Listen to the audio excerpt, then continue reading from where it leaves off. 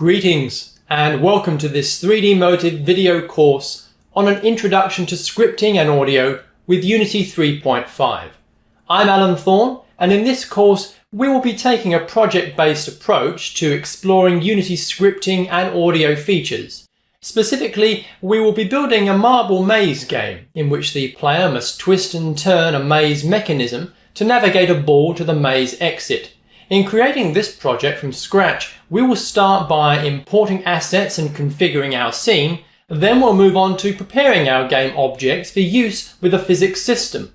Afterwards, we'll get started at creating scripted files in the JavaScript language using Unity's script editor known as MonoDevelop.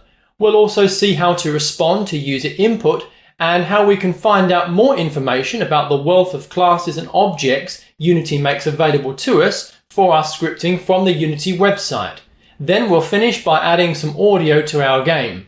This course is aimed at those new to the Unity engine, but does require at least a basic understanding of the JavaScript language. So with all this to get through, let's get started.